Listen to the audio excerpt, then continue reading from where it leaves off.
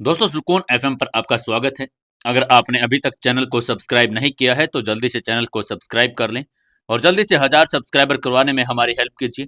1000 subscriber होते ही मैं आप लोगों के लिए एक नई कहानी लेकर आ रहा हूं। तो जल्दी से जल्दी जाइए, अपने दोस्तों तक कहानी को शेयर कीजिए और अपने दोस्तों को बोलिए कि वो भी आगे शेयर करें और अपने चैनल को सब्सक्राइब जरूर कर लें। दोस्तों, आज के 261वें एपिसोड में आपका स्वागत है। चलिए शुरू करते हैं कहानी। राधिका आईसीयू में आदित्य और शिवानी उसकी सुरक्षा को लेकर चिंतित थी। राधिका उस मरीज के प्रति अजीब सा लगाव महसूस कर रही थी जिसने उसकी जान बचाई थी। बाहर खतरा मंडरा रहा था, लेकिन ये अजनबी कौन था और उसकी जिंदगी में क्या बदलाव लाएगा, यह अबूझ पहेली थी। उधर युवराज अपनी कंपनी में हुए घोटालों से परेशान था, जबकि टीना उसे बहलाने की कोशिश कर रही थी। दूसरी ओर कुणाल किसी रहस्यमय व्यक्ति से मिलकर साजिश रच रहा था, जिसे काव्या ने सुन भी लिया था। अंजलि अब भी युवराज को पाने की योजनाएं बना रही थी और टीना पर नजर रखे हुए थी। अंजलि अपने कमरे में खिड़की के पास खड़ी थी। उसकी आंखों में एक अलग ही चमक थी, मानो उसने कोई बड़ा फैसला ले लिया हो। बाहर हल्की बारिश हो रही थी। बारिश की बूंदें खिड़की के कांच पर गिरकर धीमे धीमे फिसल रही थी, जैसे उसकी जिंदगी में घट रही घटनाओं की तरह धीमी लेकिन असरदार बारिश की तरह काम कर रही थी। वो अब भी अपने पिता की कही हुई बातों को याद कर रही थी। तुमने आखिर अपने आप को समझा ही लिया कि युवराज तुम्हारा नहीं हो सकता। ये शब्द उसके कानों में गूंज गए। उसे गुस्सा आ गया और अपने चेहरे पर कोई भाव उसने प्रकट नहीं होने दिया। उसने खुद से वादा किया कि वो इस खेल को अपने तरीके से खेलेगी। अंजलि ने मेज पर रखा अपना फोन उठाया और किसी को कॉल लगा दिया। फोन के घंटे बजे और कुछ ही सेकंड में दूसरी तरफ से आवाज आई। मैडम, आदेश दीजिए। अंजलि की आंखें और भी गहरी हो गई। उसने ठंडी आवाज में कहा, मुझे युवराज के बिजनेस और टीना की हर हरकत पर नजर चाहिए। कोई भी छोटी बड़ी बात छूटनी नहीं चाहिए। हर मीटिंग, हर फोन कॉल, हर डील की पूरी जानकारी चाहिए मुझे, समझे? दूसरी तरफ से जवाब आया, जी मैडम, जैसा आप कहेंगे। फोन रखते ही अंजलि के चेहरे पर एक हल्की मुस्कान आ गई। उसकी मुस्कान में संतोष नहीं बल्कि एक साजिश की झलक थी। उसने धीरे धीरे खिड़की के बाहर देखा, जहां बारिश अब तेज हो चुकी थी। उसकी उंगलियां मेज पर रखे गिलास के किनारे को सहला रही थी, मानो वो गहरी सोच में डूब गई हो। तभी उसके पिता चिराग कपूर गंभीरता से बोले, अंजलि, मुझे तुमसे कुछ बात करनी है। अंजलि ने अपना हाथ क्रॉस करके सीने पर रख लिया और उन्हें देखती रही। जी डैड। चिराग कपूर ने गहरी सांस ली और कहा, तुम जो भी करने जा रही हो सोच समझ कर करना। युवराज एक समझदार और ताकतवर इंसान है। अगर तुम उसे गिराने की सोच रही हो तो तुम्हें बहुत सतर्क रहना होगा। अगर जरा सी भी चूक हुई तो तुम खुद ही इस खेल में फंस जाओगी। अंजलि ने अपने पिता की तरफ देखा। उसकी आंखों में कॉन्फिडेंस की चमक थी। उसने मुस्कुराते हुए कहा, डैड, मैं खेल जीतने के लिए ही खेलती हूँ, हारने के लिए नहीं। अब सिर्फ देखिएगा कि कैसे मैं टीना और युवराज को और इस दुनिया को तहस नहस कर दूंगी। चिराग कपूर ने उसे गहरी नजरों से देखा, फिर एक हल्की मुस्कान के साथ सिर हिलाया। अगर तुम इतने दृढ़ हो तो मैं तुम्हें रोकने वाला कौन होता हूँ। बस ये बात मत भूलना कि यह खेल जितना आसान दिखता है उतना है नहीं। और सबसे पहले अपने आप को बचाने की कोशिश करना, कहीं तुम खुद ही उसमें उलझ ना जाओ। और यह कहकर वो बाहर चले गए। लेकिन अंजलि अब भी और दृढ़ हो चुकी थी। उसने अपने बालों को पीछे किया और एक बार फिर खिड़की से बाहर देखने लगी। अब सिर्फ समय ही बताएगा कि इस खेल का अंत क्या होगा। उधर दिल्ली के मेट्रो हॉस्पिटल में आज का दिन एक विशेष महत्व रखता था। आईसीयू में पड़े पड़े राधिका को कई दिन बीत चुके थे। उसकी हालात में अब सुधार था और आज वो पल आ चुका था कि जब डॉक्टर उसके चेहरे की पट्टियां खोलने वाले थे। और ये सिर्फ राधिका के लिए नहीं, बल्कि आदित्य और शिवानी के लिए भी बेहद महत्वपूर्ण क्षण था। उन्होंने राधिका को सबसे कठिन समय में संभाल लिया था, उसे हिम्मत दी और अब बेसब्री से उस क्षण की प्रतीक्षा कर रहे थे जब वे उसे बिना पट्टियों के देख पाएंगे। आईसीयू में माहौल भारी था। पूरा कमरा हल्की रोशनी से भरा हुआ था। खिड़की से आती सुबह की नरम धूप हल्के हल्के पर्दों को पार करके कमरे में बिखर रही थी। कमरे में लगे मॉनिटर्स की बीप बीप की आवाज भी गूंज रही थी। राधिका चुपचाप अपने बेड पर लेटी थी। उसके मन में हल्की हल्की घबराहट भी थी, एक अनजानी बेचैनी, और उसका मन अजीब सी उत्सुकता और डर के मिश्रण से भर गया। जब उसने अपने आप को आईने में देखा तो वो अपने पुराने चेहरे की आदत से वाकिफ थी। अब जब वो डॉक्टर कह रहे थे कि उसकी सर्जरी पूरी तरह से सफल हो गई है, तो वो कैसी दिखेगी, क्या वो खुद को पहचान पाएगी, ये सारे सवाल उसके मन में घुमड़ रहे थे। शिवानी ने राधिका को हल्के से हाथ थाम लिया और उसकी हथेली को सहलाकर और मुस्कुराकर कहा, डरने की कोई बात नहीं है राधिका, सब कुछ ठीक होगा। आदित्य भी एक कोने में खड़ा उसकी तरफ देख रहा था। वो जानता था कि ये सर्जरी नहीं, बल्कि राधिका के जीवन में एक नए अध्याय की शुरुआत थी। जैसे ही डॉक्टर कमरे में आए, सबकी धड़कनें तेज हो गई। नर्सों ने भी सभी जरूरी उपकरण तैयार कर लिए।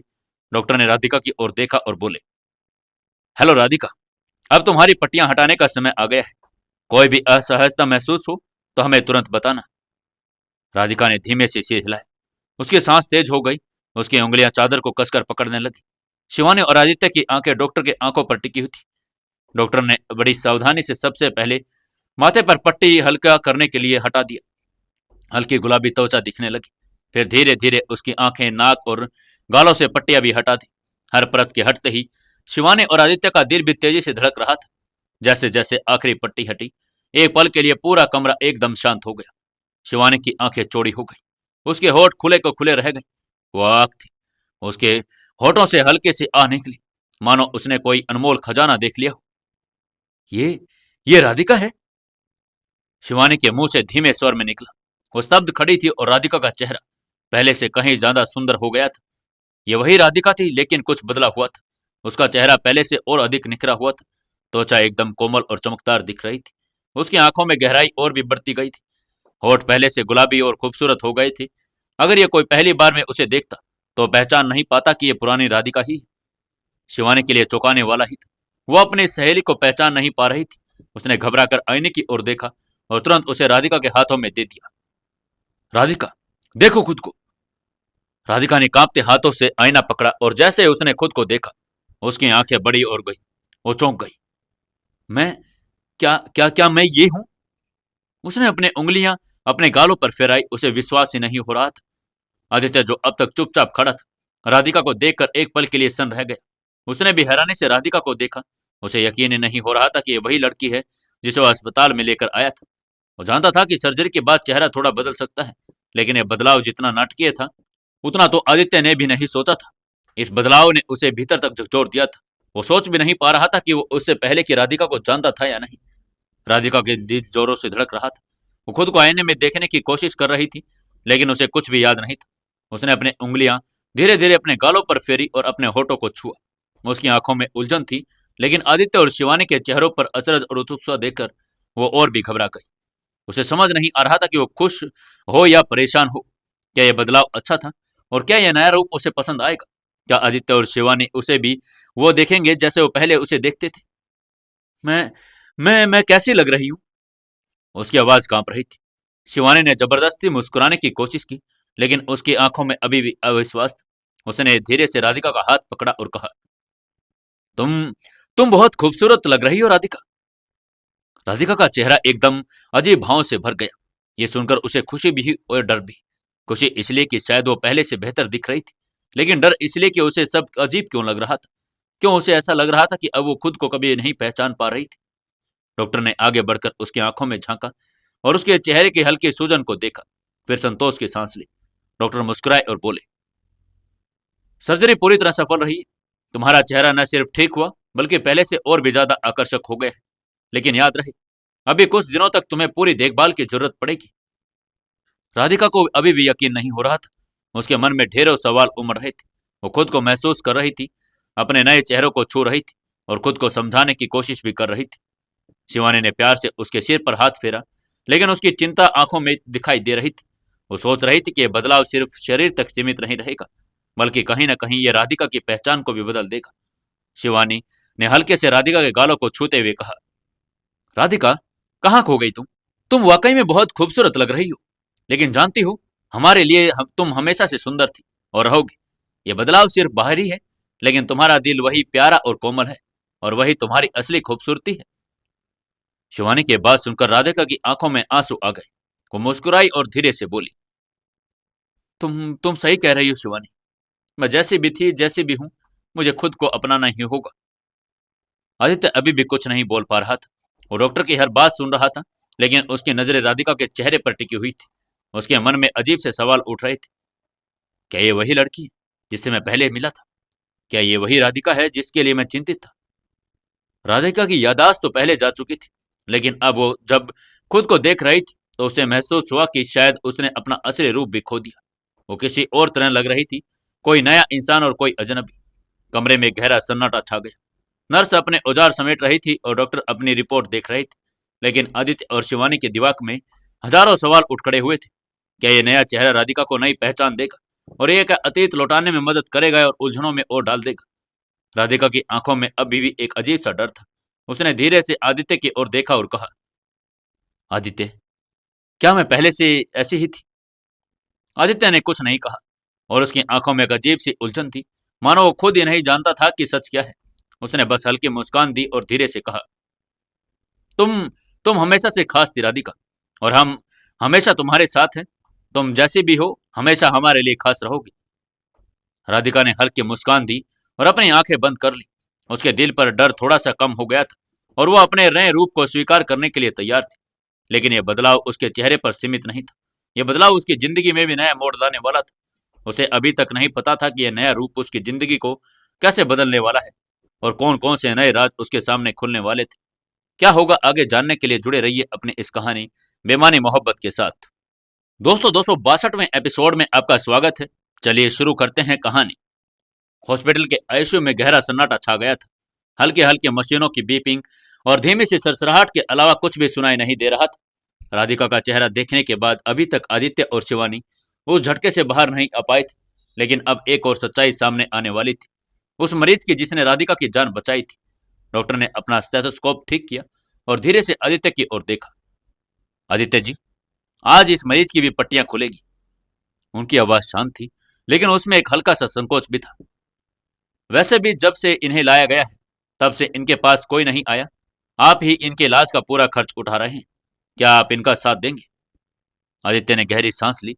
वो कुछ भी नहीं बोला, बस हल्की सी मुस्कान के साथ उस मरीज के बेड की ओर बढ़ गया। वो नहीं जानता था कि यह आदमी कौन है और उसका अतीत क्या था, या फिर वो भी राधिका की तरह किसी पहेली में उलझा हुआ था। उसका बिस्तर राधिका के बेड के ठीक बगल में था। मशीनें अब भी उसकी हालात पर निगरानी रख रही थी और वो खुद भी एक नए रूप लेने के लिए तैयार था। उधर आदित्य ने धीरे धीरे बेड के पास खड़े होते हुए कहा, दोस्त, आज तुम्हारी भी पट्टियां खुलने वाली है। ऐसी स्थिति में तुम्हें भगवान का शुक्रिया अदा करना चाहिए। क्या पता तुम्हें अपना चेहरा देखकर अपनी पुरानी जिंदगी की कुछ यादें वापस आ जाए। कोई जवाब नहीं आया। वो व्यक्ति हल्की हल्की सांस ले रहा था, लेकिन उसकी आंखें बंद थी। शायद उसने आदित्य की बात सुनी हो, या शायद नहीं भी। डॉक्टर्स ने धीरे धीरे नर्स को इशारा किया। वो अपने दस्ताने ठीक करते हुए पास आई और धीरे धीरे से उस मरीज की पट्टियां खोलने लगी। पहली पट्टी खुली, हल्की गुलाबी त्वचा दिखाई थी। दूसरी पट्टी के साथ वो धीरे धीरे उसकी पट्टियां सारी खोलने लगी। आदित्य, जो अब तक संयम बनाया हुआ था, अचानक चौकन्ना हो गया। उसे इस चेहरे में कुछ जाना पहचाना महसूस हो रहा था। एक अजीब एहसास उसके भीतर उठा, जैसे वो आदमी को पहले से पहचानता हो। जब आखिरी पट्टी खुली तो पूरा सच सामने आ गया। आदित्य के चेहरे पर हल्की सी घबराहट दौड़ गई। उसके हाथ अनायास ही मुट्ठी में बदल गए।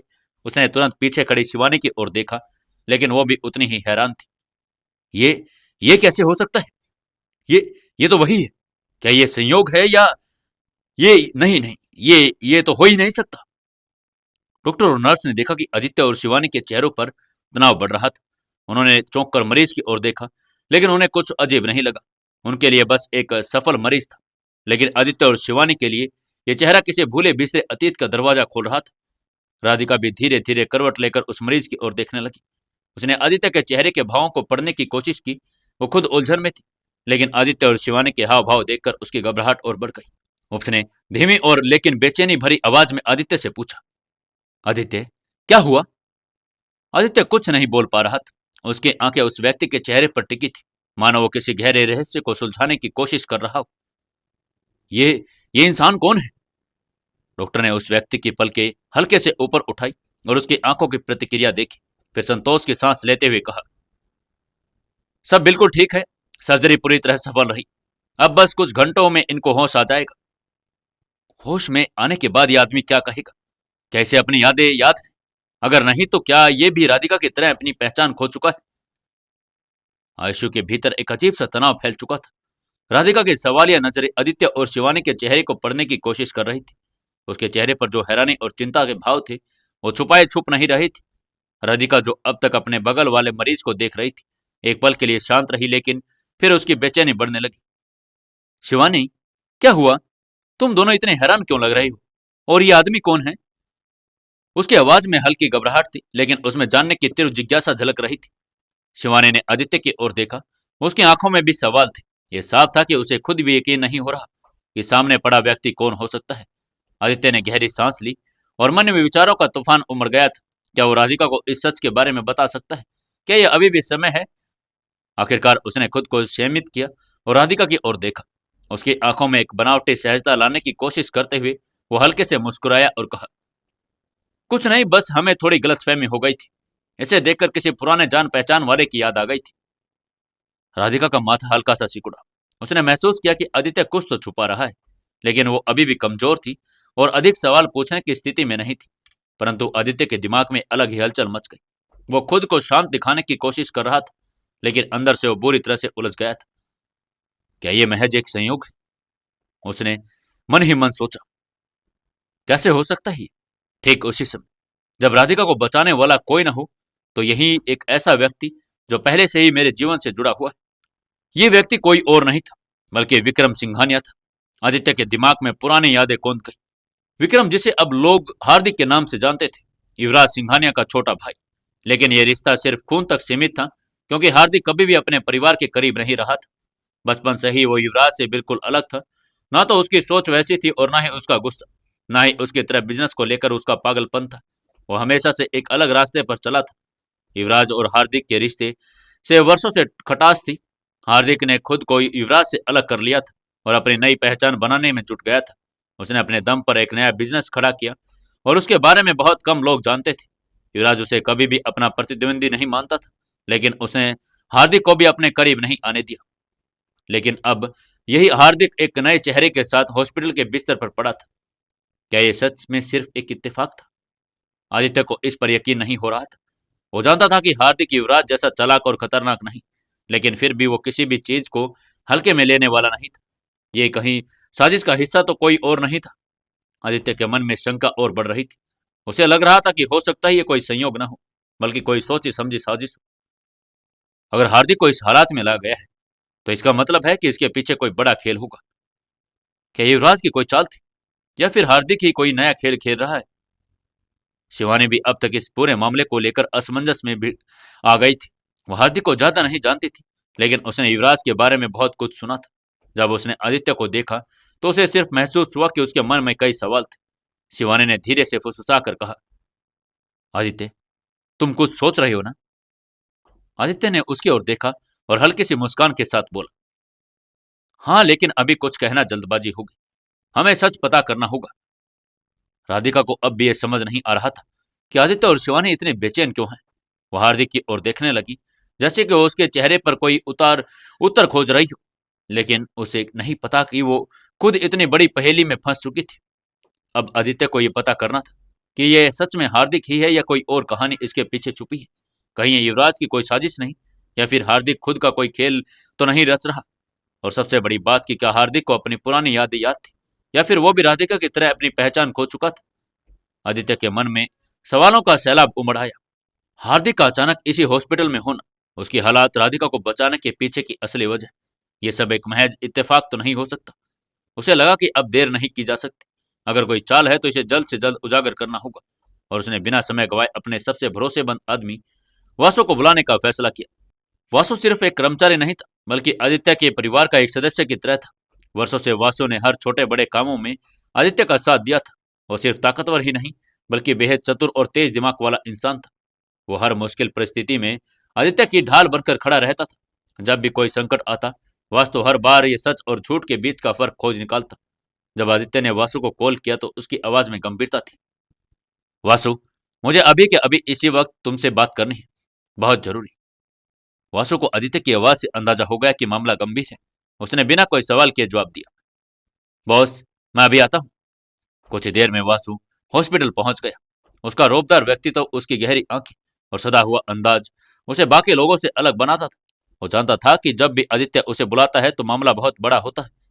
जैसे ही वासु आईसीयू के बाहर पहुंचा, आदित्य ने उसे एक अलग कोने में ले जाकर धीरे से कहा, वासु, मुझे इस आदमी के बारे में कुछ पता लगाना है।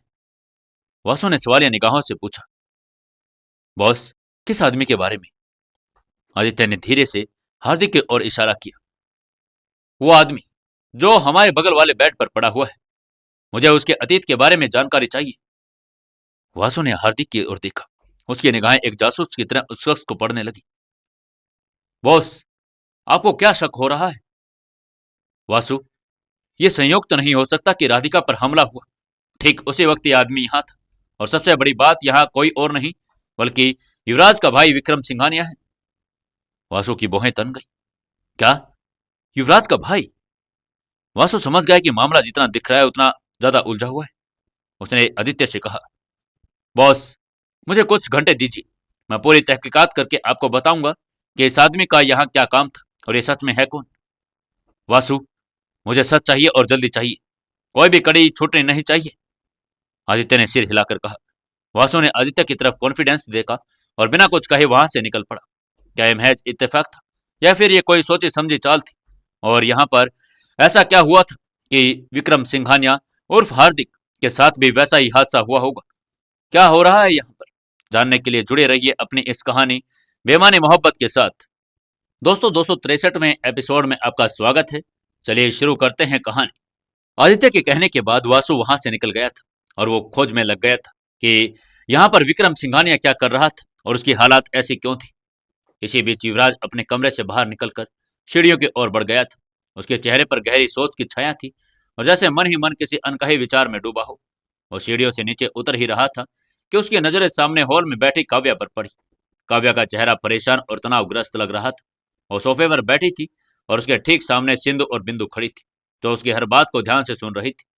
काव्या की अजीब सी एक बेचैनी थी जो पूरे माहौल को बोझिल बना रही थी। युवराज ने ध्यान से देखा कि काव्या कुछ गंभीर चर्चा कर रही थी। तभी उसने सुना, सिंधु, तुम कुणाल पर नजर रखोगी और उसके हर कदम की खबर मुझे देती रहोगी। उसकी आवाज में दृढ़ता थी। वो किसी गहरे षड्यंत्र को सुलझाने की कटिबद्ध थी। सिंधु ने सिर झुकाते हुए कहा, जी गुरुमा। और फिर वो जल्दी से वहां से निकल गई, क्योंकि उसी समय कुणाल भी घर से बाहर जा चुका था। युवराज, जो अब तक सीढ़ियों के पास खड़ा था, ये सब कर चुकन्ना हो गया। उसे संदेह होने लगा कि कुछ मामला गंभीर चल रहा है। तभी काव्या की नजर उस पर पड़ी। वो घबरा गई और जैसे कोई गुप्त राज अचानक उजागर हो गया हो। उसकी घबराहट उसके चेहरे पर स्पष्ट झलक रही थी। उसकी आंखें एक पल के लिए चौड़ी हो गई। उसने अड़कते हुए कहा, युवराज, आओ ना, बैठो। उसकी आवाज में झिझक साफ झलक रही थी। युवराज ने उसकी झिझक को भली भांति समझ लिया और उसने अपनी बहन के चेहरे को भाव को पढ़ लिया। उसने धीरे धीरे कदम बढ़ाए और काव्या के पास जाकर उसके कंधे पर हल्का सा हाथ रखा। स्पर्श और स्नेह से और विश्वास से भरा हुआ था। उसने चिंतित स्वर में पूछा, दीदी, क्या हुआ? आप इतनी घबराई हुई क्यों लग रही हैं? काव्या ने उसकी आंखों में देखा। उसकी आंखों में दर्द और चिंता थी। उसने धीरे से युवराज का हाथ थामा और हल्की आवाज में कहा, युवराज, मैं तुमसे कुछ नहीं छुपाना चाहती। मुझे ऐसा लग रहा है कि कुणाल हमें धोखा दे रहा है। उसकी आंखों से आंसू छलकने लगे, लेकिन उसने खुद को संभालते हुए अपनी बात पूरी की। और मैं नहीं चाहती कि उस वजह से हमारे बिजनेस पर कोई असर पड़े। युवराज को यह सुनकर जैसे झटका लगा। उसके दिमाग में बीती रात की बातें घूमने लगी, जब टीना ने उससे कहा था कि कुणाल ही कंपनी के फंड्स में घोटाले कर रहा है। उस समय उसे इस बात पर यकीन नहीं हुआ था, लेकिन आज जब खुद काव्या भी शक करने लगी थी तो उसे बात सच लगने लगी थी। उसके मन में कई विचार उमड़ने लगे। क्या कुणाल सच में परिवार के साथ विश्वासघात कर रहा था? क्या वह सिर्फ धन के लालच में इतना गिर सकता है कि यह सब एक संयोग था और उसके पीछे कोई और ही साजिश कर रहा है? युवराज के मन में ठन गया था कि इस पूरे मामले की सच्चाई का पता लगा कर रहेगा। उसकी आंखों में दृढ़ निश्चय झलकने लगा। उसने काव्या को कोई आश्वासन नहीं दिया, लेकिन उसके चेहरे पर गंभीरता बता रही थी कि वो मामले को हल्के में नहीं लेने वाला। बिना कुछ कहे वो तेजी से मुड़ा और अपने ऑफिस के लिए निकल पड़ा, लेकिन उसके मन में अब भी सवाल गूंज रहे थे। क्या ये सच में कुणाल की कोई चाल थी या कोई और ही खेल खेल रहा था? उसके मन में उठते तूफान का जवाब उसे जल्द ही कोसना था। इसी बीच तभी काव्या के पीछे से हल्के कदमों की आहट आई। किसी ने धीरे से उसके पास आकर बैठने की योजना बनाई और काव्या अपने विचारों में इतनी खोई थी कि उसे ये तक महसूस नहीं हुआ कि टीना कब तक उसके पास आकर बैठ गई थी। टीना ने एक पल के लिए काव्या को ध्यान से देखा। उसकी आंखों के नीचे थकावट थी और हल्की छाप पड़ गई थी। चेहरा तनावग्रस्त हो गया था और मन किसी उधेड़बुन में उलझा हुआ था। टीना ने हल्की मुस्कान के साथ अपना हाथ काव्या के हाथ पर रखा और कोमल आवाज में पूछा, दीदी, क्या सोच रही हैं आप? काव्या के विचारों की श्रृंखला टूट गई। उसने गहरी सांस ली और धीरे से आंखें झपकाई, जैसे खुद को वर्तमान में लाने की कोशिश कर रही हो। फिर उसने हल्के से मुस्कुराते हुए कहा, कुछ नहीं, बस ऐसे ही बिजनेस के बारे में सोच रही थी। हालांकि उसकी आवाज में छिपी उदासी और चिंता को टीना ने जान लिया था, लेकिन वो जानती थी कि इस वक्त काव्या को किसी और दिशा में सोचने की जरूरत थी। इसलिए उसने तुरंत विषय बदलते हुए मुस्कुरा कर कहा, ये सब छोड़िए दीदी, आप बताइए कि मैं कैसी लग रही हूँ। काव्या ने पहली बार उस दिन के दौरान हल्केपन में हंसते हुए कहा, तुम तो हमेशा की तरह खूबसूरत और प्यारी लग रही हो। तुम ये बताओ कि तुम्हारे और युवराज के बीच चल क्या रहा है? उसने तुम्हें अपना लिया या नहीं? टीना ने यह सवाल सुनते ही शर्म से नजर झुका ली। उसके गाल हल्के गुलाबी पड़ गई और उसके होठों पर एक अलकोमल मुस्कान आ गई। उसकी आंखों में एक नई चमक थी, जैसे उसने अपना संसार मिल गया हो। उसने धीरे से जवाब दिया, सब ठीक है दीदी, मुझे लगता है कि युवराज ने मुझे दिल से अपना लिया है। काव्य ने सुनकर संतोष की सांस ली। उसकी मुस्कान और भी गहरी हो गई। उसने उत्साहित होकर कहा, ये तो बहुत अच्छी बात है। मैं तो कहती हूँ कि तुम दोनों हनीमून पर क्यों नहीं चले जाते? इससे तुम्हारा और युवराज का रिश्ता और गहरा हो जाएगा। मैं युवराज से बात करती हूँ, जैसे ही कंपनी का मसला हल होगा वो तुम्हारे लिए यूरोप की ट्रिप प्लान करेगा। काव्य की इस बात पर टीना और भी ज्यादा शर्मा गई। उसने धीरे से अपना सिर झुका लिया और मुस्कान के पीछे अपनी खुशी को छिपाने की कोशिश करने लगी। लेकिन उसकी आंखें बता रही थी कि यह विचार उसे भी अच्छा लग रहा था। उसके मन में कहीं एक नई खुशी की लहर दौड़ गई और एक नए जीवन के सपनों की, जिसमें सिर्फ वो युवराज और थे। काव्या ने टीना के चेहरे पर झलक को देखा और मुस्कुराते हुए उसके कंधे पर हाथ रखकर कहा, तुम दोनों की खुशियों से बढ़कर मेरे लिए कुछ भी नहीं है। मैं चाहती हूं कि तुम दोनों एक दूसरे को अच्छे से समझो, साथ में समय बिताओ और अपने रिश्ते को मजबूत बनाओ। ये कहते हुए काव्या के चेहरे पर संतोष और स्नेह की एक अनूठी झलक थी। उसके भीतर की परेशानी और चिंताओं के बावजूद उसने अपने प्रिय भाभी की खुशी के लिए कुछ पलों के लिए अपनी परेशानी को भुला दिया। उधर युवराज अपने ऑफिस पहुंचते ही सीधे अपने कैबिन की ओर बढ़ा। आज के दिन उसके लिए बेहद महत्वपूर्ण था।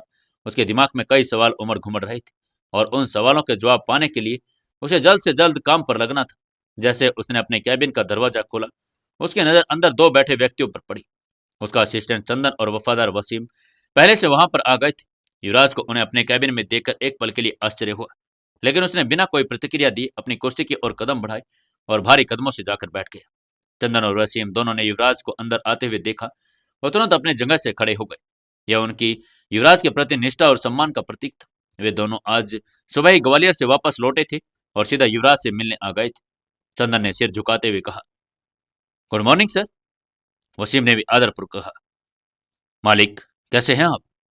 युवराज ने संक्षिप्त मगर साहस भरे लहजे में कहा, मैं बिल्कुल ठीक हूँ वसीम, तुम दोनों बैठो, मुझे तुमसे एक जरूरी बात करनी है। वसीम ने बिना देरी किए सामने वाली कुर्सी पर बैठते हुए सिर झुकाकर जवाब दिया, जी मालिक, हुक्म कीजिए, क्या करना है हमें? युवराज की आंखों में गहरी गंभीरता थी, चेहरे पर हल्की कठोरता छा गई। उसने गहरी सांस लेते हुए कहा, वसीम, तुम्हें एक आदमी के बारे में सब कुछ पता लगाना है। और चंदन, तुम नैतिक के साथ मिलकर कंपनी की ऑडिट रिपोर्ट देखोगे। पिछले 1 महीने में कंपनी के फंड्स में हेराफेरी हुई। किसी अपने ने ही करोड़ रुपए की गड़बड़ की। मुझे जल्द से जल्द उस इंसान का नाम चाहिए। और चंदन, ये बात सिर्फ तुम्हारे और नैतिक के बीच ही रहनी चाहिए। उसने दोनों की तरफ देखते हुए कहा। युवराज की गंभीरता और शक्ति से चंदन समझ गया कि मामला बेहद नाजुक है। उसने सिर हिलाया और बिना एक पल गंवाए कैबिन से बाहर चला गया। अब वहां पर सिर्फ युवराज और वसीम रह गए थे। वसीम ने युवराज की ओर देखते हुए कहा, मालिक, मुझे किस पर नजर रखनी है? युवराज ने उसकी आंखों में गहराई से देखा। उसकी नजरों में एक अलग ही आक्रोश था और उसने धीमी मगर ठोस आवाज में कहा, समीर सिकंदर पर। मुझे उसके बारे में पूरी जानकारी चाहिए। युवराज ने जैसे ही समीर सिकंदर का नाम लिया, उसके चेहरे पर रेखाएं और सख्त हो गई। उसकी आंखों में क्रोध और की चिंगारी जल उठी। उसकी मुठ्ठियां अनजाने में भिज गई, जैसे वो अपनी नाराजगी को काबू रखने की कोशिश कर रहा हो। वसीम भी समीर सिकंदर का नाम सुनते ही चौंक गया। उसने घबराते हुए कहा, मालिक, आप समीर सिकंदर की बात कर रहे हैं? क्या आपको मालूम भी है कि वो किसके लिए काम करता है? युवराज ने कुछ पल तक उसकी आंखों में घूरते हुए देखा और पूछा, बताओ किसके लिए? मालिक, रावत परिवार के लिए। वसीम ने हल्की चिंता से भरी आवाज में कहा। यह सुनकर युवराज कुछ पलों के लिए स्तब्ध रह गया। उसके माथे पर हल्की शिकन उभर आई। वसीम ने सिर झुकाते हुए आगे कहा, मालिक, आप तो जानते हैं, रावत परिवार से भिड़ पाना पूरे देश में किसी के बस की बात नहीं। वे लोग जिस पर हाथ डालते हैं उसे मिटाकर ही दम लेते हैं। वसीम को भी समझ नहीं आ रहा था कि युवराज समीर सिकंदर पर नजर रखने के लिए क्यों कह रहा था। और समीर सिकंदर एक ऐसा आदमी था और उसके पीछे भी एक ऐसी बड़ी शख्सियत का नाम जुड़ रहा था, जिसके पास जाने से हर कोई घबरा जाता था। तो ये युवराज उससे पंगा लेने की सोच क्यों रहा था? क्या लगता है आपको, क्या युवराज उससे पंगा लेगा? और आखिर युवराज रावत परिवार से पंगा लेने के बाद क्या होगा? जानने के लिए जुड़े रहिए अपनी इस कहानी बेमानी मोहब्बत के साथ। दोस्तों, कहानी को ज्यादा से ज्यादा शेयर करें, कमेंट करें, वीडियो को लाइक जरूर करें और हमें प्यारे प्यारे कमेंट करके बताएं कि कहानी कैसी लग रही है। दोस्तों, 264वें एपिसोड में आपका स्वागत है। चलिए शुरू करते हैं कहानी। युवराज भी अब गहरी सोच में डूब गया था। उसके दिमाग में कई सवाल उमड़ने लगे थे।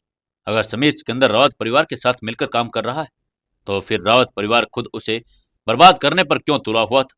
यह तो बेहद ही अजीब स्थिति थी।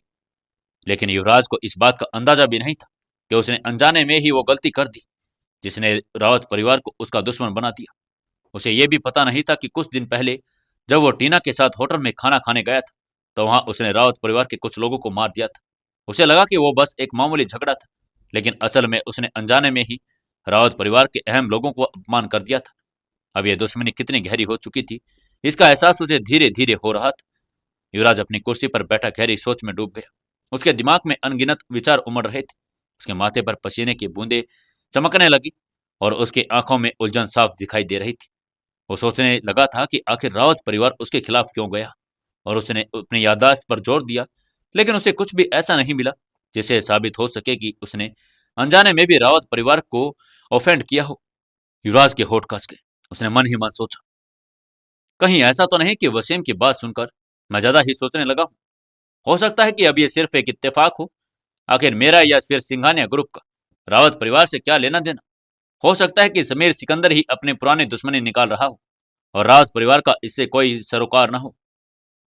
उसने खुद को तसल्ली देने के लिए आगे सोचा, रावत परिवार को शायद ये तक नहीं पता होगा कि समीर सिकंदर उसके नाम का इस्तेमाल करके सिंघानिया ग्रुप से पंगा ले रहा है। अगर ऐसा ही है तो हमें फिजूल में इस मामले को तूल नहीं देना चाहिए। बेवजह ही उलझनों में पड़ने का कोई फायदा नहीं। युवराज ये सोचकर खुद को थोड़ा सहमित किया और फिर वसीम की ओर देखा। उसकी आंखों में अभी भी चिंता की लकीरें बनी हुई थी। उसने गहरी सांस लेते हुए कहा, वसीम, हमारी रावत परिवार से कोई दुश्मनी नहीं, और न ही मुझे कुछ ऐसा याद आ रहा जिससे यह साबित हो जाए कि मैंने कभी जाने अनजाने में उन्हें ऑफेंड किया हो। मुझे लगता है कि हमें इस मामले में ज्यादा नहीं उलझना चाहिए। यह महज एक इत्तेफाक है कि समीर सिकंदर उनके लिए काम कर रहा है और हमारा दुश्मन है। वसीम, जो अब तक युवराज की बातें बड़े ध्यान से सुन रहा था, उसने सिर झुका लिया और धीरे से बोला, लेकिन मालिक, यही तो सबसे बड़ी चिंता की बात है। चाहे जाने अनजाने में ही सही, अगर रावत परिवार समीर सिकंदर का साथ दे रहा है, तो भविष्य में वे अपने आदमी का साथ ही देंगे, हमारा नहीं। आप उन्हें चाहे जितना भी नजरअंदाज करें, लेकिन सच यही है कि समीर सिकंदर अब रावत परिवार के साए में है। मगर अब वो हमसे टकराएगा तो कहीं ना कहीं हमें भी रावत परिवार से टकराना पड़ेगा। वसीम की आवाज में चिंता और सतर्कता दोनों थी।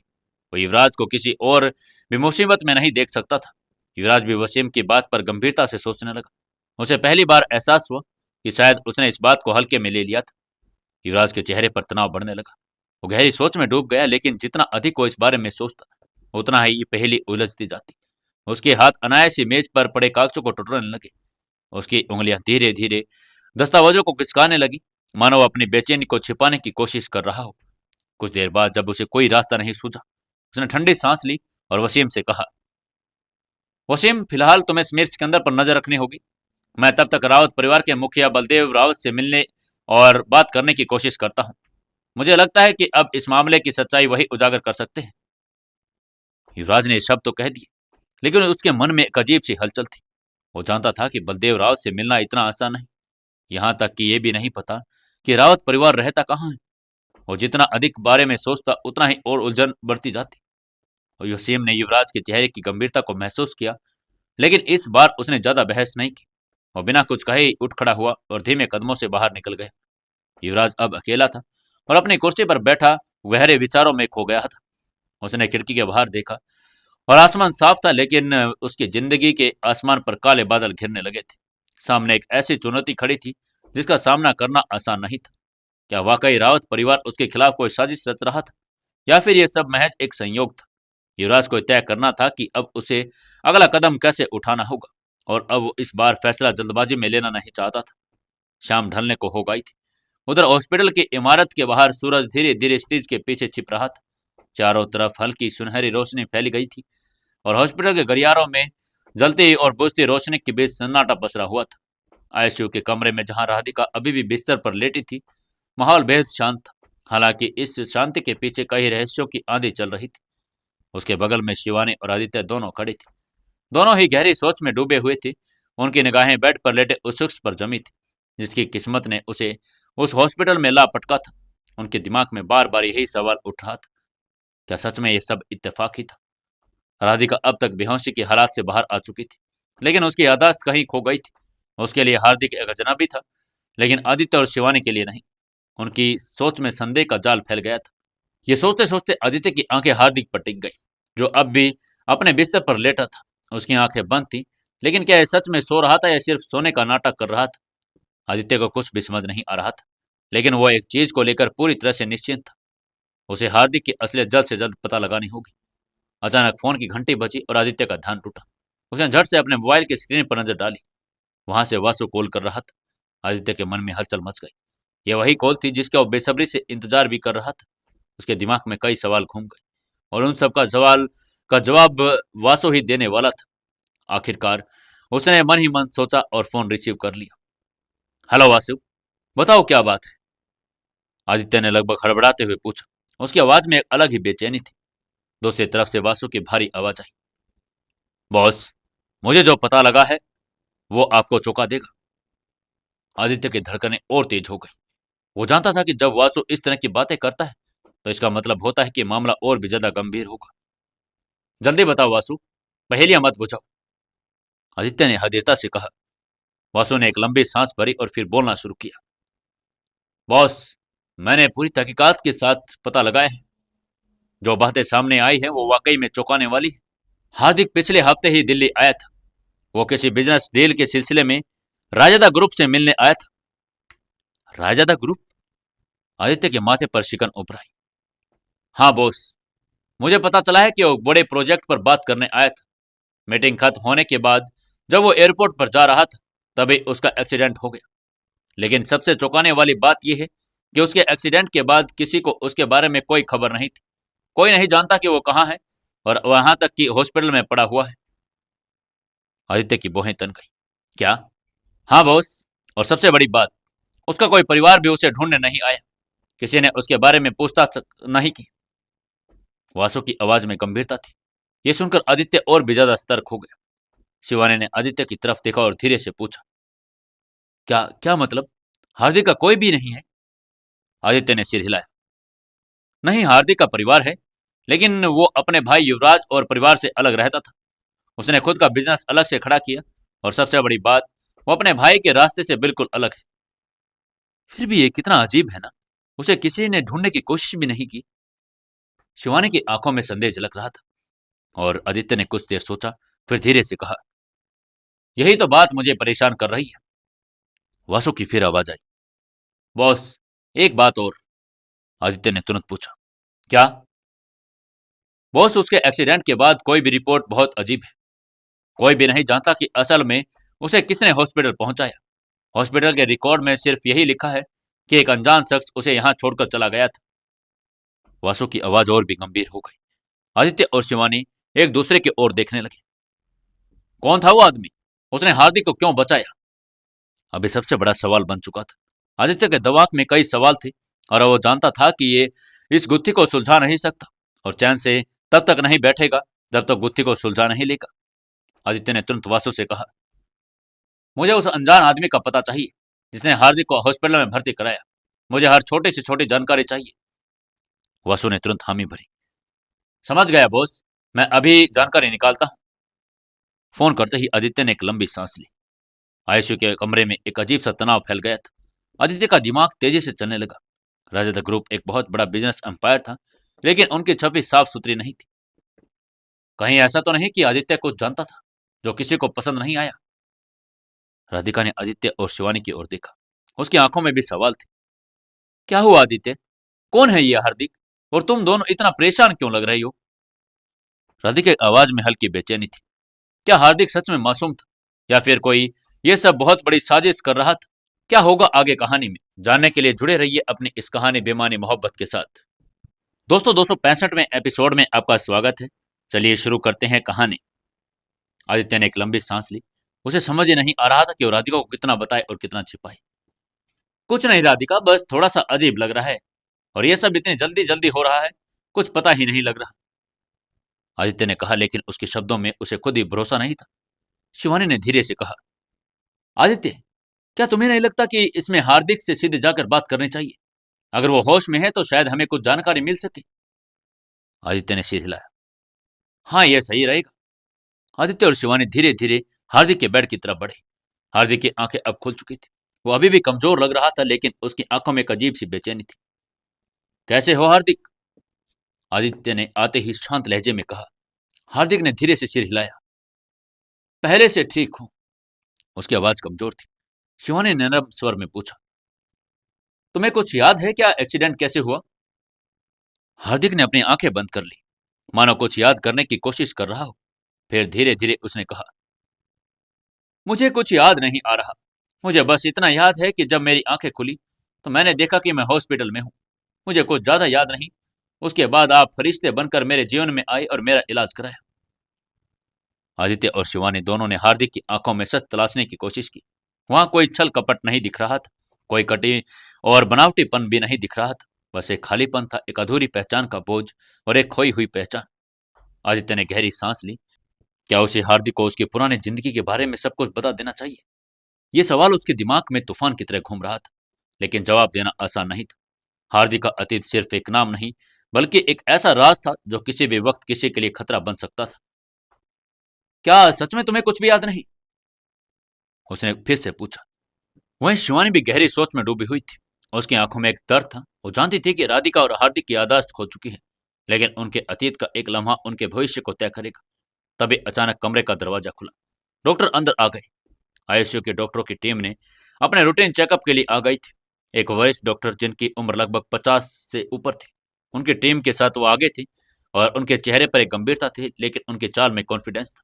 उन्होंने सबसे पहले राधिका का चेकअप किया, उनकी आंखों में टॉर्च की रोशनी डाली और नब्ज चेक की। फिर धीरे से मुस्कुरा कर कहा, कैसी हो राधिका? अब कैसा महसूस कर रही हो तुम? डॉक्टर ने नरम लहजे में पूछा। राधिका ने थोड़ा सिर हिलाया और कहा, पहले से बेहतर, लेकिन मुझे कुछ भी याद नहीं आ रहा। डॉक्टर ने उसकी फाइल देखते हुए सिर हिलाया। ये सामान्य है, आपको धैर्य रखना होगा। आपकी याददाश्त धीरे धीरे वापस आ जाएगी। इसके बाद उसने हार्दिक की ओर देखा। हार्दिक की आंखों में भी सवाल थे, लेकिन जवाब कहीं गहरे दबे हुए थे। डॉक्टर ने गौर से उसकी आंखों में देखा, फिर उसकी नब्ज टटोली। कुछ सेकंड तक कमरे में एक रहस्यमयी खामोशी छाई रही। फिर डॉक्टर ने एक लंबी सांस ली और आदित्य और शिवानी को एक किनारे बुलाया। उनकी आंखों में चिंता झलक रही थी। आदित्य जी, मैं आपसे एक महत्वपूर्ण बात करना चाहता हूं, डॉक्टर ने गंभीर आवाज में कहा। आदित्य और शिवानी दोनों सतर्क हो गए। आपके दोनों मरीज फिलहाल शारीरिक रूप से स्वस्थ हैं, लेकिन मानसिक रूप से वो अब भी बेहद नाजुक स्थिति में हैं। उनकी याददाश्त का खो जाना सिर्फ एक साधारण भूलने की बीमारी नहीं है, यह मानसिक सदमे का नतीजा है, डॉक्टर ने कहा। शिवानी ने उत्सुकता से पूछा, इसका इसका मतलब क्या हुआ डॉक्टर? इसका मतलब यह है कि अगर इन पर कोई अचानक मानसिक दबाव डाला गया तो ये इनके लिए बेहद खतरनाक साबित हो सकता है। उनकी पुरानी यादें एक झटके के सामने नहीं आएगी। ये प्रक्रिया धीरे धीरे होनी चाहिए, वरना वे मानसिक रूप से टूट सकते हैं। या फिर डॉक्टर अचानक चुप हो गया। आदित्य की आंखों में बेचैनी छा गई। या फिर डॉक्टर क्या? डॉक्टर ने गहरी सांस ली और बहुत धीमे लेकिन स्पष्ट शब्दों में कहा, अगर बहुत अधिक मानसिक दबाव पड़ा तो वे अपनी पहचान कभी वापस नहीं पा सकेंगे, बल्कि यह सदमा उन्हें पूरी तरह से पागल भी कर सकता है। आदित्य और शिवानी एक दूसरे की ओर देखने लगे। क्या उन्हें अब हार्दिक को उसकी असलियत बतानी चाहिए? क्या राधिका को उसकी पुरानी जिंदगी की सच्चाई बताने का सही समय था? डॉक्टर की चेतावनी ने उन्हें अंदर तक हिला दिया था। अगर हम उन्हें कुछ भी बताने की जल्दबाजी करेंगे तो वे इसे सह नहीं पाएंगे, लेकिन अगर हमने कुछ भी नहीं बताया तो क्या होगा? क्या वे हमेशा के लिए अपनी सच्चाई से अनजान रहेगी? आदित्य ने मन ही मन सोचा। एक ऐसा सवाल था जिसका जवाब किसी के पास नहीं था। हार्दिक और राधिका दोनों अब उस मोड़ पर खड़े थे जहां से उनके अतीत की परछाइयां उनके वर्तमान पर हावी हो सकती थी। तभी डॉक्टर ने हल्की मुस्कान के साथ रिपोर्ट बंद की और कहा, लेकिन अब चिंता की कोई बात नहीं, दोनों की रिकवरी बहुत अच्छी हो रही है। हम इन्हें कल सुबह डिस्चार्ज भी कर सकते हैं। शिवानी और आदित्य ने एक दूसरे की तरफ देखा, तुरंत राधिका की ओर मुड़े। उनकी आंखों में खुशी थी, लेकिन जैसे ही उनकी नजर हार्दिक पर गई, उनकी मुस्कान थोड़ी फीकी पड़ गई। हार्दिक अब भी बिस्तर पर चुपचाप बैठा था। उसकी आंखों में एक अनजान सा डर था, एक अनकहा सवाल, एक छिपी हुई बेचैनी। आदित्य और शिवानी दोनों इस खबर से खुश थे कि राधिका ठीक हो गई, अब घर लौट सकती है। लेकिन एक सवाल उनके दिल में घूम रहा था, हार्दिक का क्या होगा। शिवानी ने गहरी सांस ली और बिस्तर के पास रखी कुर्सी पर बैठते हुए कहा, आदित्य, अब हार्दिक का क्या करेंगे? हम उसे यूं तो नहीं छोड़ सकते ना? आदित्य ने भी नजर हार्दिक पर दौड़ाई, जो अभी भी अपनी उंगलियों से बेडशीट को हल्के हल्के मसल रहा था, मानो वो अपने अंदर के तूफान को बाहर निकालने का कोई तरीका ढूंढ रहा हो। वो हमारी जिम्मेदारी नहीं है शिवानी, आदित्य ने हल्की आवाज में कहा, लेकिन उसकी आंखों में खुद को ही जवाब देने का साहस नहीं था। लेकिन हम उसे इस हालत में तो नहीं छोड़ सकते ना। उसे कुछ भी याद नहीं है, न घर का पता, न कोई पहचान। वो जाएगा कहाँ? शिवानी ने धीरे से कहा। आदित्य चुप हो गया। उसकी निगाह अब भी हार्दिक पर टिकी थी। तभी अचानक राधिका ने आदित्य का हाथ थाम लिया। आदित्य, इसमें सोचने की क्या बात है? उसकी आवाज में आत्मविश्वास झलक रहा था। क्या मतलब? आदित्य ने हैरानी से उसकी ओर देखकर पूछा। हार्दिक हमारे साथ घर चलेगा, राधिका ने स्पष्ट स्वर में कहा। आदित्य और शिवानी दोनों एक दूसरे की ओर देखने लगे। उनके चेहरों पर असमंजस की लकीरें उभर आई थी। क्या तुम दोनों इसे अपने साथ नहीं लेकर जाना चाहते? राधिका की आंखों में एक मासूमियत थी, लेकिन उसके शब्दों में एक अटूट विश्वास था। आदित्य को समझ नहीं आ रहा था कि वो क्या कहे। उसने शिवानी की तरफ देखा, मानो उससे कोई सहमति की उम्मीद कर रहा हो, लेकिन शिवानी भी उतनी असमंजस में थी। हार्दिक ये सब सुन रहा था, लेकिन उसने कुछ भी नहीं कहा। वो धीरे से उठा और खिड़की की तरफ देखने लगा। बाहर की दुनिया उसके लिए अनजान थी। वो मानो पहली बार उसे देख रहा हो। क्या तुम हमारे साथ चलोगे हार्दिक? राधिका ने सीधे से पूछ लिया। हार्दिक ने उसकी तरफ धीरे से देखा और उसकी आंखों में कृतज्ञता थी, लेकिन साथ ही एक अजीब सा डर भी था। क्या मुझे सच में आपके साथ जाने का हक है? उसकी आवाज धीमी हो गई, जैसे किसी बच्चे की हो जो अपना अस्तित्व भूल चुका हो। बिल्कुल ना, तुमने मेरी जान बचाई और अब तुम हमारे परिवार का हिस्सा हो, राधिका ने मुस्कुराकर कहा। आदित्य अब भी गहरी सोच में था। क्या हार्दिक को अपने साथ लेकर जाना सही होगा? लेकिन इस समय राधिका का विश्वास इतना दृढ़ था कि वो उसकी बात को ठुकरा नहीं सकता था। इन सबके बीच एक नई ही कहानी और कहीं गढ़ रही थी। मुकुल सिंघानिया अपने फार्म हाउस के पूल के किनारे बैठा हुआ था। उसके चेहरे पर आत्मविश्वास झलक रहा था, मानो ये दुनिया उसकी मुट्ठी में हो। पास ही समीर सिकंदर भी बैठा था, जो हर वक्त किसी चालाकी शिकारी की तरह उसकी आंखों में माहौल को भांप रहा था। दोनों के चारों ओर हसीन लड़कियां थी, जो उनकी हर छोटी बड़ी जरूरतों का ख्याल रख रही थी। कोई मुकुल के कंधों की मालिश कर रही थी, तो कोई समीर को ड्रिंक सर्व कर रही थी। माहौल पूरी तरह से शाही था, लेकिन उनके चेहरे पर जो गंभीरता थी, वो ये साफ बता रही थी कि वे सिर्फ ऐश करने वाले नहीं थे। मुकुल ने अपने गिलास को उठाया और हल्के हल्के सिप लेते हुए समीर की ओर देखा और अपने होठों पर मुस्कान लाते हुए पूछा, क्या लगता है तुम्हें, वो आएगा? समीर ने अपनी आंखों पर काले चश्मे को थोड़ा सा नीचे खिसकाया और एक गहरी सांस लेते हुए जवाब दिया, वो जरूर आएगा। हमारे पास जो है उसे वो चाहिए। और वैसे भी अब जब खेल बड़ा है तो खिलाड़ी खुद ही मोहरे लेकर आते हैं। इतने में ही विला के भारी दरवाजे खुले और अंदर एक मजबूत कटकाटे का आदमी दाखिल हुआ। उसकी चाल में एक अजीब सा रुआब था। ऐसा लग रहा था कि जैसे वहां पर जो भी आता लोग खुद ब खुद उसका सम्मान करते। ये कोई और नहीं बल्कि रणधीर रावत था। रणधीर को देखते ही मुकुल और समीर ने बिना कोई देरी किए पूल से बाहर निकलने का फैसला किया। दोनों ने जल्दी से अपने गीले शरीर पर वाथरोब पहना और सीधा रणधीर के सामने जाकर खड़े हो गए। दोनों ने सिर झुकाया, मानो कोई वफादार सैनिक अपने सेनापति का अभिवादन कर रहे हो। रणधीर रावत बिना किसी हड़बड़ी के लिए अपने अपने जो कुर्सी पर जाकर बैठ गए। उसका चेहरा भावहीन था, लेकिन उसकी आंखों में एक अनकही गहराई थी। वो कुछ देर तक बिना कुछ कहे अपने विचारों में डूबा रहा, मानो किसी रणनीति को अंतिम रूप दे रहा हो। फिर उसने अपनी उंगलियों को हल्का सा हिलाया। उसके इशारे पर पीछे खड़े एक आदमी ने तुरंत एक मोटी फाइल निकालकर टेबल पर रख दी। फाइल को देखते ही मुकुल और समीर की आंखें एकदम से चौड़ी हो गई। क्या था इस फाइल में? क्या होगा आगे? क्या करेंगे ये तीनों मिलकर? जानने के लिए जुड़े रहिए अपनी इस कहानी बेमानी मोहब्बत के साथ। दोस्तों, कहानी को ज्यादा से ज्यादा प्यार दें, कमेंट करें, लाइक करें और ज्यादा से ज्यादा शेयर जरूर करें।